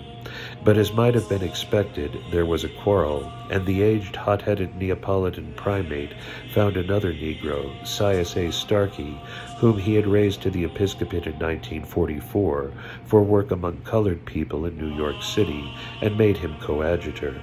Carfora's consecration of Earl Anglin James as Bishop of Toronto on June 19, 1945, led to the birth of two more posthumous sects of the Matthew succession. 5 years later, this primate raised to the episcopate Grant Timothy Billett, who called himself Patriarch of the Old Catholic Church in America, as if there were not enough bodies with this name already. After this, it is difficult to disentangle the threads of the story, but in 1957, Billett consecrated Christopher C.J. Stanley, who on November 12, 1960, gave the Gnostic Catholic Church its first bishop in the person of Michael Augustine Itkin. This esoteric fraternity was also known as the Old Catholic Orthodox Western Primitive Rite Synod of the One Holy Catholic and Apostolic Church. These American neo-Gnostics obtained another bishop from Itkin a fortnight later, Armand Constantine Whitehead. That same day, November 20th, 1960, they repudiated the authority of Bishops Billett and Stanley. The reasons given were their lack of stress on the social gospel, lack of freedom on interpretation for the individuals of the doctrinal symbols of the faith, lack therefore of the channels to most fully develop the individual in the current era, and due also to the lack of recognition of the unquestionably valid apostolic succession of the Church of England and the Anglican Communion. It is understood that since this pronouncement, Whitehead and Itkin have taken separate roads to heaven. Having survived the Second World War, Carfora died on January 11, 1958. Starkey, who was growing old, felt unable to take on the burdens of supreme primate, and persuaded another colored bishop, Richard Arthur Markenna, to accept the office. This led to the formation of two independent bodies, the North American Old Roman Catholic Church, with Hubert A. Rogers as primate, and the Old Roman Catholic Church in North America, with Gerard George Shelley as primate. There had been yet another split in the ranks of the North American Old Roman Catholic Church about 7 years before Carfora's death, the complex history of which it is difficult to explicate. A certain Father Joseph Kelly had built a pro-cathedral at Niagara Falls, New York, dedicated to the Holy Savior. This was not the seat of a bishopric, but it may be presumed that Kelly intended it to become one as soon as he could obtain consecration. His past history had been rather out of the ordinary. It appears that he was ordained deacon in the Church of Rome, but in the late 1930s he was raised to the priesthood by some Eastern Orthodox prelate. Soon after this, he was received in the AORCC, and according to the story, having been reordained conditionally by Carfora, was consecrated bishop by Hubert A. Rogers. After his lapse from the fold, he was excommunicated and deposed by the Supreme Primate. He retaliated by deposing and excommunicating all the bishops who had been responsible for this sentence. The source of all this trouble seems to have been that about 1950, Kelly had obtained the backing of the Mexican Archbishop Stephen Corradi. Shortly after this, he reported that the Vatican had agreed to consider a project for granting uniat status to all old Catholic bodies which were prepared to enroll themselves under his jurisdiction. In support of this, Kelly procured a document dated August 15, 1950, from the Reverend Carlo Miglioli in Cremona, Italy, who described himself as delegate at large to carry on the work of union with the Vatican. This now elderly, freelance old Catholic priest at Cremona seems to have believed that he held a sort of ambassadorial status between the Holy See and the old Catholic churches. It appears that in 1915, when Matthew tried to open up the negotiations with Rome, he gave a document to Miglioli authorizing him to act on his behalf. 35 years later, he was trying to use this personal commission to suggest that he was still the accredited delegate for the purpose of setting up a uniat church. On the strength of this, a number of schismatic bodies, or autocephalous churches as they preferred to call themselves, petitioned to be admitted to uniat status, only to discover later on that the whole thing was an illusion. When he found that there was nothing doing in Rome, the self-appointed regent of the Diocese Vicariate of Niagara Falls turned to the Rhineland for support. He had better luck. The elusive prelate Joseph Maria Thiessen, otherwise known as Mar Justinos, proved to be far more obliging. On the Feast of the Holy Rosary, October 7, 1952, Mar Justinos, styling himself Archbishop of the Old Roman Catholic Church of Germany, issued a bull in which he accepted into full communion the said Diocese Vicariate of Niagara Falls, New York, as being the only true and legitimate Old Roman Catholic Church in the USA and Canada. In ultra-pontifical, though admittedly somewhat crude language, he proclaimed, "We have condemned the spurious sect known as the North American Old Roman Catholic Church, and the persons named, Rogers, Smith, Marchena, Davis, Kleinschmidt, and G. Shelley. All honest and decent clergy are asked to have nothing to do with any of the NYC clique or bunch, and to ignore completely the malicious and filthy propaganda which comes from a sick man, Mr. Richard A. Marchena.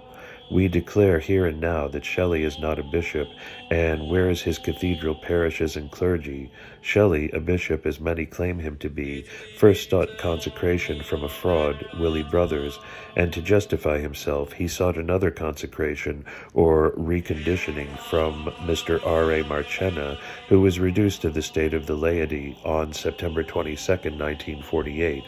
Let's preserve the priceless heritage of the old Roman Catholic Rite of England, and let's not ruin it with G. Shelley. It is not clear how Mar Justinos claimed to be one of the old Roman Catholic hierarchy. He belonged to the Velat line of bishops, having been consecrated on April 17, 1949, by Aloysius Stumpel, who called himself Mar Timotheus, thus perpetuating Velat's designation. But this did not worry Monsignor Joseph Kelly, who, having received this pontifical pronouncement from Western Germany, appointed Bishop John Barker as his British representative. He himself assumed the title of His Excellency the Regent and managed to persuade Stephen Corradi, a freelance bishop in Mexico associated with Duarte Costa's Brazilian Catholic Apostolic Church, to agree to raise him to the episcopate. Unfortunately, this prelate found himself unable to leave Mexico. The situation had now become far more chaotic than when there were two popes, each claiming to be the vicar of Christ, during the Great Schism of 1378 to 1447. Without taking the trouble to disclaim the accusation made by Mar Justinos that his first and second consecrations by brothers in Marchena were irregular, Monsignor Shelley, the Jansenist Archbishop of Cairglau, rushed into the fray. From his headquarters in Rome, he issued a pastoral letter on August 12, 1957, in which he declared that Archbishop Marchena was the only regular, lawful, and canonical representative of the historic Old Roman Catholic Church in the United States of America. He requested the faithful to append their signatures to this canonical letter of communion so that God's blessing might accompany his effort to promote unity. A month later, His Grace dispatched Urbi et Orbi, a letter ad clarem to those who were to take part in a synod at Lansing, Michigan, assuring them that he was confident that at long last it was the dawn of a new day, and that the Holy Remnant would restore the broken unity of this American Church, of the Matthew succession, representing the Anglo-Saxon rite taken to the Netherlands in the 7th century by St. Willibrord and his fellow monks, and transplanted to America by Prince Bishop de Landesberg et de Rack in the 20th century. It was recommended that benediction of the Blessed Sacrament should be given once a month for all misguided souls, that they might be converted from the error of their ways and be restored to the unity of the Church. He warned his children in North America that there were still many wild and arrogant spirits stalking around, seeking whom they could devour. Finally, His Grace, writing more or less under the shadow of the Vatican, confirmed Archbishop Marchena as his metropolitan for the USA. The letter ended with the warning that the only bishops recognized by Gerard George Cairglau as being in communion with himself were Sigismund Vipartas, USA, Jose P. Ortiz, Mexico, and Willibrord, Germany. This ruled out the rest of the Matthew succession of bishops, not only in North America, but in other countries as well. By 1960, this section of the old Roman Catholic Church in North America had its headquarters at Newark, New Jersey, and it was in full communion with a handful of priests and layfolk in England, which claimed to be the canonical body in direct succession to the late Monsignor Williams. Archbishop Shelley, still holding the office of primate, had also acquired the rank of Grand Prior of a branch of the Sovereign Order of St. John of Jerusalem, which had founded a priory at Shikshany, Pennsylvania, as long ago as 1906. The primate is likewise associated with the Ordo Militiae Crucis Templari, said to have imperial Austrian origin, of which until recently Felix Graf von Luckner was Grand Master and Archduke Franz Joseph the Knight Prior. How this would have met with the approval of that militant legitimist Monsignor Bernard Mary Williams. But this is not the end of the story. The Yearbook of American Churches, 1961, stated that the primate metropolitan of the North American Old Roman Catholic Church, the North American Catholic Church, was the Most Reverend Archbishop Hubert A. Rogers, whose 3 assistant bishops were James H. Rogers, Z.K. Vipartas, and Joseph Kelly, resident respectively in New York, Westville, Illinois, and Niagara Falls. We were informed that this body is identical with the Roman Catholic Church in worship, faith, etc., but differs from it in discipline. Also, that it was received into union with the Eastern Orthodox Church by the Archbishop of Beirut on August 5, 1911, and by the Orthodox Patriarch of Alexandria on February 26, 1912. The headquarters of the NAORCC were at 954 Gates Avenue, Brooklyn 21, the residence of the Metropolitan. Yet another rent was made in the already much torn garment of the old Roman Catholic Church in North America in 1962, when Bishop Robert Burns broke off relations with Archbishop Marchena and sought affiliation with the English Rite branch of this body ruled over by Monsignor W.A. Barrington Evans, Archbishop of Verulam. The formal erection of a United States province took place on February 2, 1963. Monsignor Burns, now holding the titles of Archbishop of Chicago and Metropolitan of America, has 10 small parishes under his jurisdiction, 3 within Chicago, 2 in other parts of Illinois, 3 in Indiana, and 2 in Wisconsin. The present estimated number of his flock is 554. 2 other bishops, the one in California, the other in Texas, have applied for intercommunion. It is stated that they hope to reestablish the ORCC in America as it used to be when the late Archbishop Carfora was in good health and at the helm of the ship. It would indeed need the wisdom of Solomon to decide which of the sects in North America is the canonical successor of the schismatic church launched by Prince de Landesberg in 1916, all of which regard as their progenitor the de jure 4th Earl of Llandaff of Thomastown, County Tipperary. 12. Iglesia Ortodoxa Católica Apostólica Mexicana, Mexican Old Roman Catholic Church. In the minds of the Mexican people, taken as a whole, the Catholic Church as an organization had become associated with the power of Spain, which was finally overthrown in 1821 when the Republic was set up. From time to time, attempts were made with the support of Protestant bodies in the USA and by Freemasons at home to form a national church independent of Rome, but none of them succeeded, including one sponsored by Villot during the first decade of the present century. In 1911, after the overthrow of President Porfirio Diaz, the anti-religious laws were enforced, and the Catholic Church was subjected to fierce persecution. Priests could minister lawfully only if licensed by the civil authority. After 1917, all property used in any way for religious purposes was seized by the government. A large number of cathedrals and churches were closed. Others remained open, but there were no priests to serve them. An estimated 2,500 priests went about in disguise, celebrating Mass in secret. Religious vows were forbidden, monasteries and convents were suppressed, and communities dispersed. Christian teaching in schools was forbidden. Between 1924 and 1938, roughly 1,400 priests were expelled from Mexico, and an unestimated number put to death. By 1926, the time seemed ripe to set up a national church. A leader was forthcoming in the person of a priest called José Joaquín Pérez Ubudar, who had the support of the government. Even more important, that of the president, Plutarco Elias Calles. It must have gladdened the heart of Archbishop Carfora to be invited to put a spoke in the Roman wheels by raising this apostate priest to the episcopate. The function took place in Chicago on October 17th that same year, when Antonio Benicio López Sierra and Macario López Valdez were also consecrated. The former was appointed coadjutor to Perez, the latter bishop of Puebla de Zaragoza. On their return to Mexico, Perez assumed the title of patriarch and lost no time in forming a schismatic hierarchy by consecrating Eleuterio Benigno Gómez Ruvalcaba as bishop of Hidalgo, José Emitorio Valdez as Bishop of Veracruz, José Agustín Mojica as Bishop of Puebla, and Francisco Aguilera Nobles, whose see is not recorded. Carfora took a keen interest in the sect he had helped to create, and on December 24, 1929, he provided it with another bishop named Hieronymus Maria. This was to infiltrate the schism into Texas, and the new prelate was given the title of Bishop of San Antonio, a Catholic diocese since 1874, and raised to archiepiscopal rank in 1926. The state of religion in Mexico was becoming chaotic, as the persecution of Catholics was intensified. People accepted the ministrations of the schismatic priests and bishops because there was no other way to receive the sacraments. To make matters worse, there was no unity among the clergy of the national church. The primate, now in his 70s, had grown too frail to enforce discipline.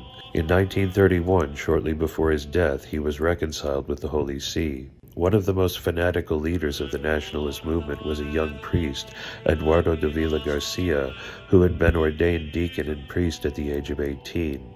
Shortly after this, he was initiated as a Mason. It is asserted that he was secretly consecrated bishop in May 1931, and a few months later he took the title of Primer Papa de Mexico with the style of Eduardo I. But it was a case of plot and counterplot, and it would be impossible to try to disentangle the threads of the sordid events of this period. Meanwhile, the Archbishop of Morelia, the apostolic delegate to Mexico, was forcibly deported from his own country and obliged to seek refuge in the United States. Davila also had to flee from Mexico in August 1936 and managed to get over the border into Texas. At this point, Carfora rushed into the ecclesiastical civil war, showing his support for the national church by consecrating on June 26, 1932, Armin von Monte de Honor, a foreign-born Mexican citizen, and Vicente José Lehmann. The ceremony took place in the Church of St. Anthony of Padua, Chicago, with Bishops Mather W. Sherwood and James C. Crummy, both of the Universal Episcopal Communion, as assistants. Carfora gave yet another proof of his hatred of the papacy on February 26, 1933, when he raised to the episcopate Francisco José Durán de la Vega as Bishop of the state of Veracruz. After this, there seemed every hope that the foundations of the Matthew Succession Church in Mexico had been well and truly laid. Never again, so it looked, would Rome regain its hold over the Republic or interfere with its spiritual and temporal affairs. But Lehmann soon severed relations relations with his brother bishops and retired to Texas, where he was safe from persecution. Davila managed to return to his own country, and until 1938 he led a most adventurous life as patriarch and primate of the schismatic body. His opinion of his own importance was almost as exalted as that held by Carfora, because he styled himself Sua Santidad o Sumo Pontifex Eduardo I. Then he suddenly disappeared. The most illustrious lord, the supreme primate of the North American Old Roman Catholic Church, performed his last episcopal act on behalf of the Mexican schismatics by giving them a new primate on June 29, 1933, in the person of Joseph Petrus Ortiz. There was no great excitement in the summer of 1961 when Armin Monte de Honor, who succeeded Ortiz as primate in 1958, announced his intention to consecrate Jose E. Javier Cortez as his coadjutor. At the present time, the Iglesia Ortodoxa Católica Apostolica Mexicana is in full communion with the branch of the Old Roman Catholic Church, which has its headquarters at Steenaven House, Highbury, London, and 5, of which Monsignor Gerard G. Shelley, Archbishop of Caerglo, was the primate until 1963. As such, its few priests, so one presumes, are obliged to conform to the revised constitutions authorized by the unanimous decision of the Synod of the Primatial See on February 23, 1962. During the past quarter of a century, this schismatic body, in spite of having the recognition of the Republican government, has declined steadily, and today it is a power no longer. It still has a cathedral in Mexico City, but the activities of its bishops and other clergy attract little or no attention. A nominal connection with the state is still maintained, insofar as its name has not yet been removed from official registers, but the tide has turned, and now it is the national church which is being persecuted by the Mexican people, as if in revenge for the way in which its bishops and priests helped the anti-clerical government to persecute Catholics in the 20s and 30s. If Arnold Harris Matthew, one-time priest of the Holy and Catholic Apostolic Roman Church, who tried and failed to get reconciled with Ecclesia Romana and Ecclesia Anglicana, and died out of communion with both, were alive today and looked around the world at the bishops, clergy, and layfolk who claim him as their spiritual ancestor, he might feel inclined to mutter to himself the words of the prophet Jeremiah, "Alas for my wounding, for the grievous hurt is mine. All my citizens have deserted me, and are no more to be found. And the cause of it, unskilful shepherds that would have no recourse to the Lord. See how their art has failed them, and all the flock is scattered far and wide. A sound comes to me that brings tidings with it, a great stir from the north country. All Judah is to become a desert, a lair for serpents now. Lord, I know it well enough. It is not for man to choose his lot. Not human wisdom guides our steps aright. Chasten me, Lord, but with due measure kept, not as thy anger demands, or thou wilt grind me to dust." Chapter 10. The Catholicate of the West, Catholic Apostolic Church, otherwise known as the United Orthodox Catholic Rite and the Celtic Catholic Church. Churches which have been associated with the Catholicate at one time or another. A. Ancient British Church, British Orthodox Catholic Church, United Armenian Catholic Church in the British Isles, Syro-Chaldean Metropolitan See of India, Ceylon, Socotra, and Messina. B. African Orthodox Church, Orthodox Catholic Church in England, Evangelical Church of India, Evangelical Apostolic Church of England, Free Catholic Church, Ancient Christian Fellowship, Free Orthodox Catholic Church.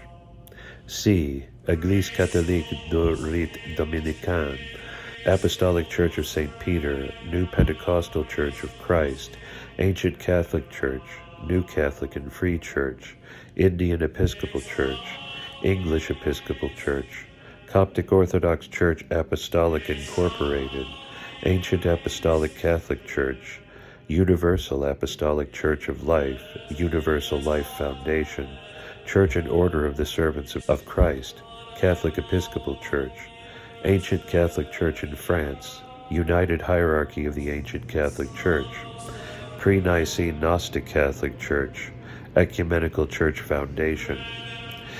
In previous chapters, frequent reference has been made to Mar Georges and his Catholicate of the West, so it is necessary to give an account of the origins and history of this elaborate organization, which has been the progenitor of a number of small sects, and closely associated with many more since 1944.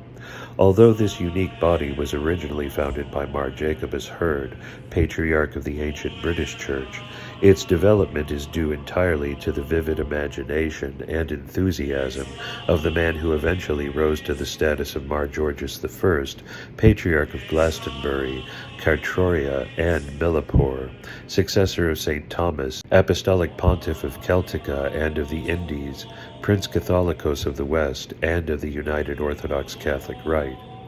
Hugh George de Wilmot Newman, M.A., Doctor of Divinity, was born at Forest Gate, London, E7 on January 17, 1905, and was baptized in the Catholic Apostolic Irvingite Church, Mare Street, Hackney, East 8th. Both his father and grandfather had been deacons in the Irvingite Church. He himself performed the duties of an acolyte in this body from the age of 7 until he was 30, so he was well grounded in their elaborate ritual and ceremonial. In 1937 he was married in the Catholic Apostolic Church in Maida Hill, Northwest 8th, to Lola Ina del Carpio Bernardo, great-niece of the founder of Dr. Bernardo's Homes for Orphan Boys. The ex-acolyte was then acting as general manager and secretary of the National Association of Cycle Traders, an employers' trade association. He also edited the Cycle Traders magazine, the National Journal. De Wilmot Newman's interest in old Catholic churches and kindred bodies resulted from a meeting with the Lord Patriarch Banks of Windsor in 1924. By 1938, he was convinced of a clear call to the priesthood. It would have been impossible for him to have been ordained in the Catholic Apostolic Church, for Henry Woodhouse, the last of its 12 apostles, had died in 1901, so it must have been difficult for him to decide which bishop to approach. In the summer of 1938, he wrote to James McFall, who styled himself Legionary Old Catholic Bishop for Ireland, offering himself as a candidate for holy orders.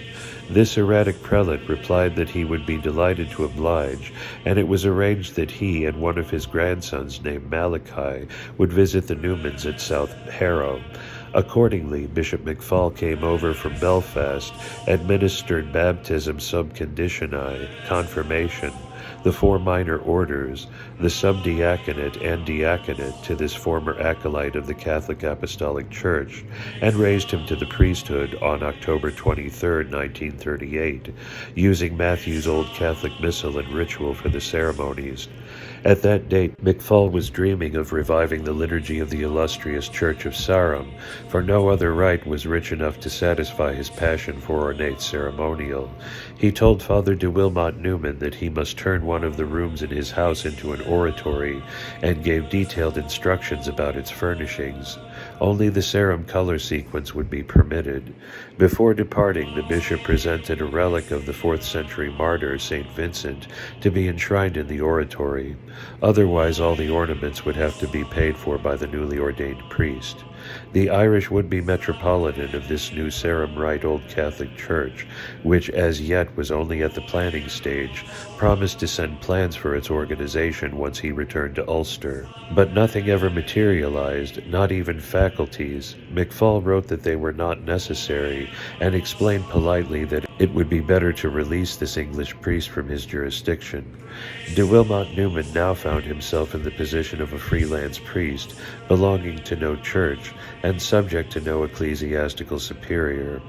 Early in 1939, he heard of the existence of the so-called Old Catholic Orthodox Church, which consisted of a few layfolk who had broken away from Monsignor Williams in 1925 after the latter had made papal infallibility an article of faith in the old Roman Catholic Church, pro uniat rite. They had lost the services of a priest of the Villat Lloyd American Catholic Church who had ministered to them at Hounslow, Middlesex, for a few years, and had nobody to say Mass for them, so it was arranged that the little groups at South Harrow and Hounslow should be linked up under de Wilmot Newman, who did his best to look after both. Then he tried to find a shepherd to take over this amalgamated flock. An effort to contact Archbishop Sibley, primate of the Orthodox Catholic Church in England, led to the discovery that he was dead. His successor, Archbishop J.S.M. Ward, of the Confraternity of the Kingdom of Christ, did not reply to the letters addressed to him. Father William Jeffrey, the future Bishop of St. Marylebone, then trustee of Bishop Vernon Hereford's Evangelical Catholic Communion, showed no interest in the idea. Soon after the outbreak of the Second World War, Father de Wilmot Newman had to close his oratory at South Harrow, his civilian avocation requiring him to move to Northampton, where he opened a chapel in his house for the benefit of a few followers.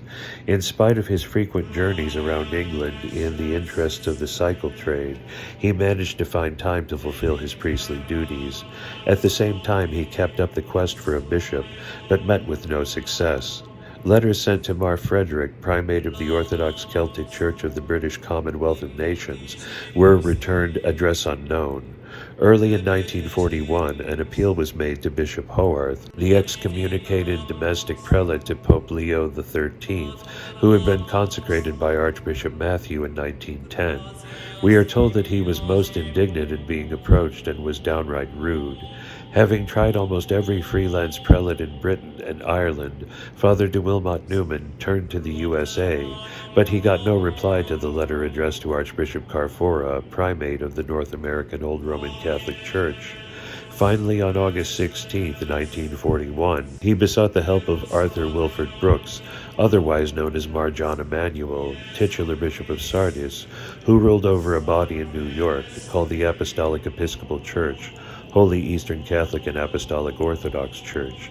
This prelate claimed that his orders were derived from the Uniate Patriarchate of Babylon in far-off Chaldea. A month later, Mar John Emanuel cabled that he was prepared to accept the office of presiding bishop of the Old Orthodox Catholic Church in England. This was confirmed in a document dated October 8, 1941. By a brief issued on October 26th, the titular Bishop of Sardis constituted Father de Wilmot Newman as Abbot Nullius of St. Albans in the order of corporate reunion. His jurisdiction would be limited to a radius of 5 miles of St. Albans, be extended to the whole of Great Britain and North Ireland in the cases of members of the OCR. 4 days later, the Abbot Nullius was appointed Archpriest and Vicar General of the Old Catholic Orthodox Church in Europe, with unlimited jurisdiction. Many an abbot has kept a mistress, beginning with the solitary in the Egyptian desert during the 4th century, right through the Middle Ages down to the 18th century, when the Benedictine abbot of Fate in the Austrian Tyrol eventually married his lady love, but she died a penitent widow. So far as is known, this was the first occasion that a lawfully married priest in England had ever been raised to the status of Abbot Nullius.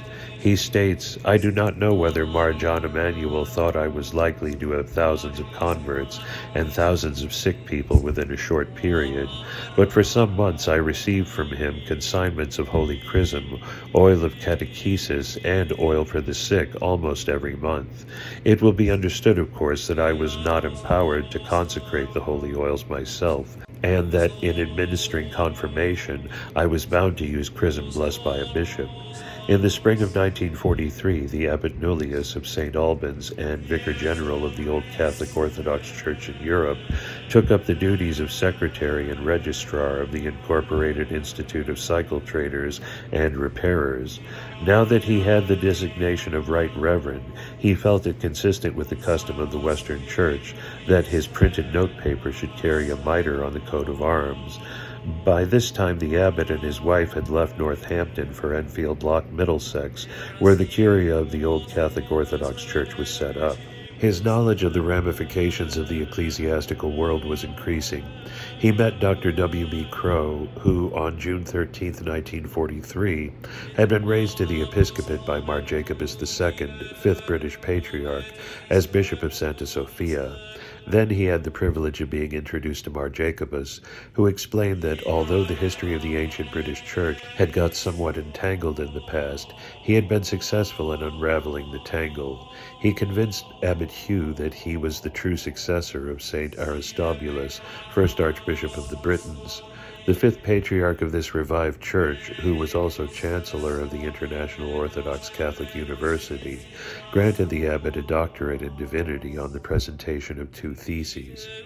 As European representative of Mar John Emanuel in his Apostolic Episcopal Church in America, Abbot Hugh was among the minor and major prelates who faced the perils of a wartime journey to Palmer's Green on October 17, 1943, to take part in the Council of London, when Mar Ignatius Ephrem I, Jacobite Patriarch of Antioch, was deposed for reason of the mendacious document he had put out in 1938, repudiating the orders of the Vilat succession.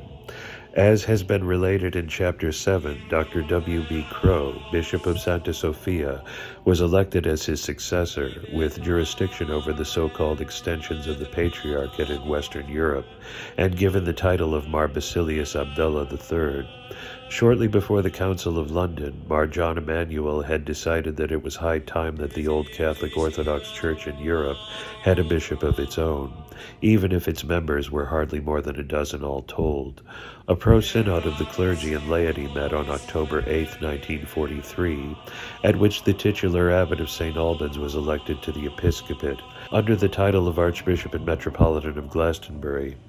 The election was confirmed in New York on December 20th. Since this tiny body claimed historic continuity with the ancient Gallican Church, in which the celibacy of the clergy was not clearly defined, no doubt precedent was found for the bishop-elect having a wife. Mar John Emanuel authorized Mar Basilius Abdullah to perform Abbot Hugh's consecration, as wartime conditions made it impossible to him to travel to England. At that time, mails took a long time to cross the Atlantic and go through the censor's hands, so his mandate did not reach the interested parties until nearly 3 months later. During the interval, the bishop-elect, having been forced in conscience to accept the fact that the ancient British Church was the true indigenous Orthodox Church in England, and that its venerable patriarch was the 20th century successor of both St. Joseph of Arimathea and St. Aristobulus, decided that the old Catholic Orthodox Church was both schismatic and redundant, and that it ought to be absorbed into the body under the jurisdiction of Mar Jacobus II. As already related, the OCOC was one of the 4 bodies which on March 23, 1944, while Allied bombers were laying waste the Abbey of Monte Cassino, were united and merged together in a new ecclesiastical organization known as the Catholicate of the West. There had been no time to buy or rent a suitable building as a pro-cathedral for the new Antiochene Patriarchate set up in England, as none of the dissident Eastern churches represented in this country had seen their way to enter into communion with the Occidental Oriental organization. It was hardly likely that any of them would have been willing to lend a church for the consecration of the titular abbot of St. Albans. So Mar Basilius Abdullah III had to avail himself of the hospitality of the Free Protestant Episcopal Church of England, which had a church situated between the Hackney Marshes and the Haringey Stadium, within a small triangle of streets leading into Seven Sisters Road and Stamford Hill Road. The modern pilgrim to this forgotten shrine, who hopes to find a Byzantine church evocative of an Eastern Patriarchate, or even a replica of the little metropole at Athens, the smallest building in the world dignified by the name of cathedral, will be disappointed. For the edifice which confronts him at the corner of High Week and Stonebridge Roads is merely an uninspired red brick, vaguely Gothic revival, nonconformist conventicle, even lacking a cross to indicate that it is a Christian place of worship. Nevertheless, it has the supreme merit of being perfectly in harmony with the surrounding brown-yellow brick, 2-storied houses, most of which have known better days. The notice board states that it is the Collegiate Church of St. Andrew, in communion with the Free Protestant Episcopal Church of England, founded in 1897. The doors are usually locked, but on one of them are the names of several organizations which have their offices here, including the Ecumenical Church Foundation and St. Andrew's Collegiate College. The only service advertised is an 11 o'clock communion on Sundays. A side door gives access to a hidden manse. No time was wasted, and within less than 3 weeks of the foundation of the Western Orthodox Catholic Church, on March 23, 1944, and its constitution as the Catholic head of the West, the former Methodist chapel had been thoroughly made ready for what some of the Free Protestant Episcopalians may have regarded as idolatrous and superstitious rites and ceremonies. On the morning of Easter Monday, April 10th, St. Andrew's Collegiate Church was the setting of a colorful function unique in the ecclesiastical annals of Britain. At the same time, the USA bombers were hitting targets in Poland, and the Soviet forces were advancing into Crimea. As this was a bank holiday, His Beatitude Mar Basilius Abdullah III, the senior lecturer in biology in the Southwest Essex Technical College at Walthamstow, was free from his tutorial duties and came over to South Tottenham from his residence at Woodford Green. Assuming his style and title of Sovereign Prince Patriarch of the God-protected city of Antioch and of all the domain of the Apostolic Throne in the East and the West, he raised Father Hugh George de Wilmot Newman, Doctor of Divinity, Ph.D., Lord Abbot Titular of St. Albans, to the holy office of Bishop, giving him the name and title of Mar Georgius, Archbishop and Metropolitan of the Holy Metropolis of Glastonbury, the Occidental Jerusalem, and Catholicos of the West. The consecrator conferred on the consecrant the sacred pallium and the primatial cross.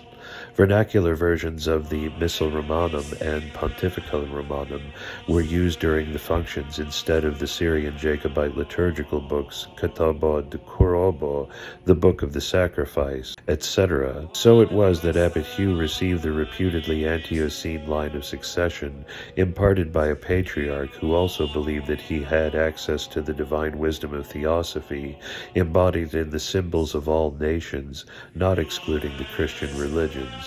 An exotic oriental note was introduced into the tiny sanctuary, normally used for the austere ritual of the Free Protestant Episcopal Church, by the uniform of William Francis Liberty, captain of the patriarchal bodyguard, baggy trousers, white spats, zouave tunic, and tasseled torbush. Father Langbelt, Registrar General and Protonotary Apostolic, not yet raised to the episcopate as Mar Francis, Bishop of Minster, made a somber contrast in his black gown and biretta, set off by white bands, which showed up the white and gold vestments worn by the two prelates. Father Fig of Archbishop Hayman's Free Catholic Church acted as deacon, and Father Banning as subdeacon. Father Emery directed the elaborate function as caramanarius. Little Fred Saunders, vested in cassock and abbreviated cotta, acted as acolyte and swung a thurible when required. It was regrettable that the Jesuits did not offer to lend their nearby church on Stamford Hill for the occasion. Its spacious sanctuary is ideal for patriarchal ceremonial. When all was over, a lengthy and involved instrumentum consecrationis was duly signed and witnessed by some of those present, including the new patriarch's wife. As they made their way back to their suburban homes that Easter Monday, looking forward to their lunch, the various participants may well have been repeating to themselves the words of that bank holiday gradual, "This is the day which the Lord has made. Let us be glad and rejoice in it." The only cloud in the sky was the absence of any official delegates, either Catholic, representing the Patriarch of all the West, or Orthodox, representing the four patriarchates who divide the ancient East. Even the Primate of all England was not represented. Even now, none of these has as yet seen his way to recognize Mar Georgius as Archbishop and Metropolitan of the Holy Metropolis of Glastonbury, the Occidental Jerusalem, and Catholicos of the West. Having been raised to the episcopate and patriarchate, the general manager and secretary of the National Association of Cycle Traders and Repairers was convinced that his first duty was to establish and secure a legitimate and validly ordained ministry in the full Catholic sense. To achieve this, he naturally felt it vital for him to receive in his own person as many lines of succession as possible. By this method, it ought to have been possible to create an episcopate whose validity could not be questioned by either Latin or Eastern theologians, and to form a bridge church between the East and the West, a sacred viaduct linking Canterbury, Constantinople, and Rome with Glastonbury. People who did not belong to any organized religious denomination would at least be able to receive valid sacraments on the very long bridge, with the option of eventually crossing it into communion with the really ancient churches of the East and the West. Of course, it was hardly a new idea, for Ferret, Overbeck, Herford, and indeed many other pioneers had been granted the same vision of this particular grail in the past 70 years, but none of them could compete with Mar George's in thoroughness. Within the next decade, he managed to add to his enviable collection 23 lines of apostolic succession, stated to have been derived from every part of the one Holy Catholic and Apostolic Church, and he maintains that this idea of an ecumenical succession was originally Anglican, that is, derives from Resolution 9 of An Appeal to All Christian People, number 8, issued by the 1920 Lambeth Conference. It is improbable that any bishop during the past 19 centuries has been reconsecrated so many times as Hugh George de Wilmot Newman. He is convinced that this ecumenical apostolic succession is now an established fact, and the orders and sacraments of the Catholic Apostolic Church, Catholicate of the West, are thus placed beyond all shadow of dispute. Here is the winning list of the first 18 lines of succession received by Mar Georges at 10 reconsecrations, and so generously handed on by him to other prelates. 1. Syrian Antiochene, Armenian Uniat, Order of Corporate Reunion, Consecrator William B. Crowe, April 10, 1944. 2. Old Catholic Syrian Antiochene, Syrian Malabar, Consecrator S.E.P. Needham, January 4, 1945. 3. Chaldean Uniat, Consecrator Charles W. Keller, April 29, 1945. 4. Syro-Chaldean Roman Catholic, Consecrator H.C. Bartlett, May 20, 1945. 5. Syrian Malabar, Consecrator J.S.M. Ward, August 25, 1945. 6. Old Catholic Senior Line, Consecrator W.D. D'Omaxi, June 6, 1946. 7. Syrian Gallican, Consecrator Charge L. Saul, July 14, 1947. 8. Coptic Orthodox, Consecrator D.Q. Arthur, November 19, 1951. 9. Mariavite, Consecrator C.A.S. Marchese, September 18, 1954. 10. Greek Melkite, Russian Orthodox, Russo-Syriac, Old Catholic Junior Line, Liberal Catholic, Consecrator O.A. Berry, July 17, 1955. The other 5 lines of succession were acquired from various sources: Anglican, non-juring, Celtic, Welsh, and the Restored Apostolic, better known as Irvingite.